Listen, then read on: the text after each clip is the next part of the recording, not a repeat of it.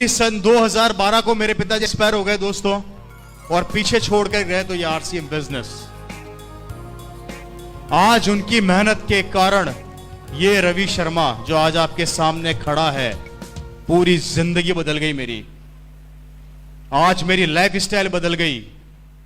मेरी कॉलोनी का सबसे बड़ा बंगला मेरा है। हेलो, मेरी कॉलोनी का सबसे बड़ा बंगला मेरा है आरसीएम के कारण। मेरी कॉलोनी की सबसे लंबी कार मेरे पास है आरसीएम के कारण। हेलो, महीने के 15 दिन 32,000 फुट की ऊंचाई के ऊपर लंच, ब्रेकफास्ट और डिनर करता हूं मेरे दोस्त। 32,000 फुट की ऊंचाई समझ गए? समझ गए? ये जिंदगी इस बिजनेस ने मेरे पिताजी की मेहनत के कारण मेरे को दी। आज जब अपनी कॉलोनी से अपनी लंबी कार लेके निकलता हूं तो पड़ोस वाले अंकल अपने बेटे को थप्पड़ मार के बोलते हैं कि तूने जिंदगी में क्या किया, इस रवि को देख कितनी लंबी कार में घूम रहा है। तो पड़ोस वाला बेटा अपने पापा को बोलता है कि पिताजी थप्पड़ तो मार दी, बहुत अच्छी बात है। आज से लगभग 16 साल पहले इसके पापा आरसीएम बताने आए थे। जब समझ में नहीं आया था क्या, तब समझ में आ जाता तो आज मैं भी कार में घूम रहा होता। इस बात से यह समझाना चाहता हूं कि आज अगर आरसीएम समझ में आ गया तो भविष्य में आपका बेटा कार में घूमेगा। लेकिन अगर आज आरसीएम समझ में नहीं आया तो याद रखना, किसी की लंबी गाड़ी देखोगे और अपने बेटे को यही कहोगे कि तेरे पापा के पास भी आरसीएम आया था, तेरे पापा ने नहीं किया, उसके पापा ने कर लिया, आज उसकी जिंदगी बदल गई, वो लंबी कार में घूम रहा है। मेरे भाई, ये आज मेरी कॉलोनी के अंदर होता है। मेरी कॉलोनी का सबसे बड़ा बंगला मेरा है, सबसे लंबी गाड़ी मेरे पास है। जिंदगी बदल के रह गई। लेकिन आज पड़ोसी वही काम कर रहा है जो पिछले 16-17 साल पहले करता था। आज भी नौकरी पर जाता है और नौकरी से आता है। और हम 15 दिन काम करते हैं और 15 दिन आराम करते हैं। यह है आरसीएम बिजनेस की ताकत, जो आपकी जिंदगी को बदल के रख देती है मेरे दोस्त। बताइए, डिसीजन लेना चाहिए या नहीं लेना चाहिए? काम करना चाहिए या नहीं करना चाहिए? नहीं करोगे तो करोगे क्या? आप बता दो। आरसीएम नहीं करोगे तो क्या करोगे?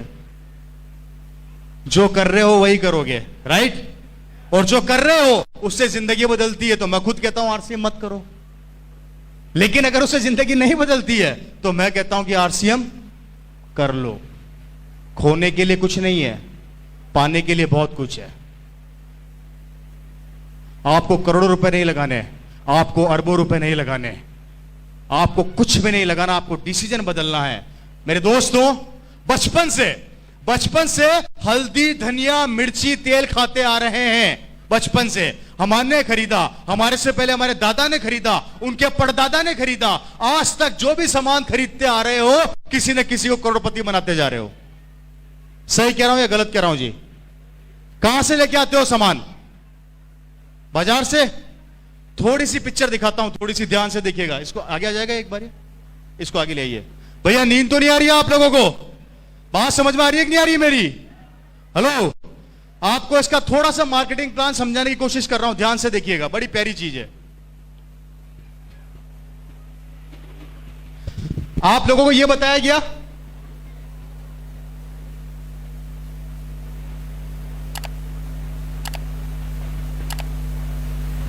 ऐसे बताते हैं हम लोग, यही बताते हैं जी। 5 रुपए की चीज बनी, 10 रुपए में मार्केट में बिक गई, यही बताते हैं हम लोग। 5 रुपए बिचौलियों के पास चला गया, यही बताते हैं हम लोग। थोड़ा ध्यान से देखिएगा, थोड़ा ध्यान से। हमारे देश की आबादी कितनी है? 120 करोड़। थोड़ा ध्यान से देखिएगा। आपको इस 5 रुपए की ताकत को दिखा रहा हूं। ये 5 रुपया क्या काम करता है? हमारे देश की आबादी है 100 करोड़, राउंड फिगर में ले लेते हैं। आप रोज सुबह उठते हो, सब उठते हो, सबसे पहले क्या करते हो? ब्रश कहां से लाते हो? मार्केट से, बाजार से कितने रुपए का आता है? 20 रुपए का आता होगा। हेलो, 20 रुपए का आता है जी।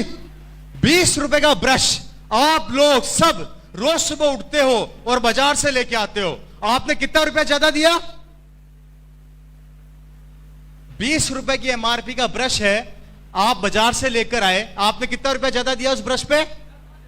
10 रुपया। कितना ज्यादा दिया जी? 10 रुपया। थोड़ा ध्यान से देखिएगा, आपने 10 रुपया ज्यादा दिया और 100 करोड़ की आबादी रोज सुबह ब्रश करती है। 100 करोड़ की आबादी इंटू 10 रुपया इज इक्वल टू 1000 करोड़ रुपया हमारी जेब से निकल गया।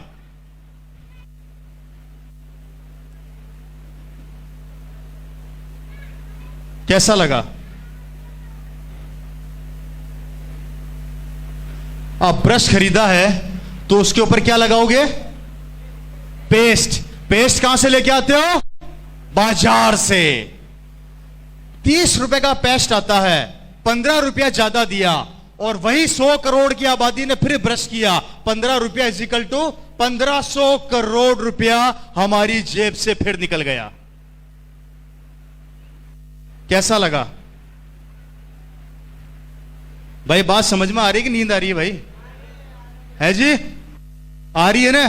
कितना रुपया निकला? आप नहाते भी होंगे, साबुन कहां से लाते हो?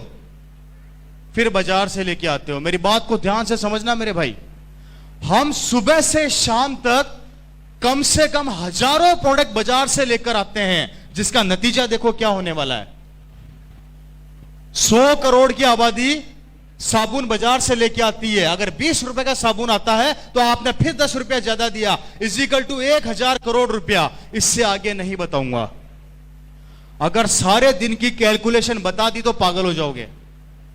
आप सिर्फ उठे, आपने ब्रश किया, उस पे पेस्ट लगाया और नहाए, हमारी जेब से पैसा निकला लगभग 3500 करोड़ रुपया।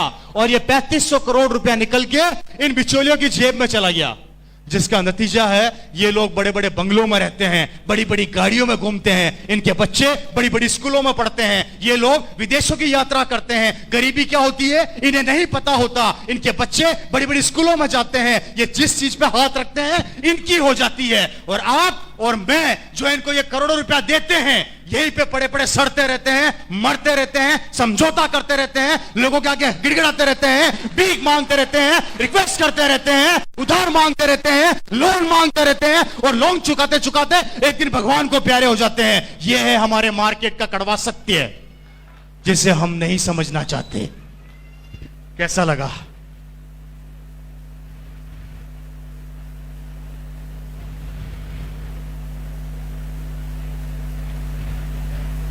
मुझे बताया गया था कि यहां के लोग भाषा नहीं समझते, कोई रिएक्शन आएगा नहीं, तो मतलब सही बात है क्या? इतना सन्नाटा क्यों है भाई? है जी? कैसा लग रहा है? मेरी बात को ध्यान से सुनिएगा। ये वो 3500 करोड़ रुपया है जो इनके पास जा रहा है और हम दे रहे हैं और हम देते रहेंगे। हमने दिया, हमारे दादा ने दिया, हमारे परदादा ने दिया, हमारे बच्चे भी देंगे और उनके बच्चे भी देंगे। देना तो पड़ेगा, देना तो पड़ेगा। और आरसीएम कहती है इस 3500 करोड़ का 40% पैसा अगर मैं आप लोगों में बांट दूं, कितना होता है जी?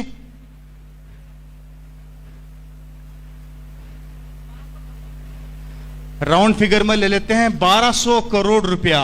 ये 1200 करोड़ रुपया अगर आरसीएम हम लोगों में बांट देती है तो हमें कहा जाता है हम पागल बनाने आ गए हैं, और दुकान वालों को कहा जाता है कि वो पागल नहीं बना रहे हैं। अब दिमाग खुद लगा लो कि पागल कौन बना रहा है।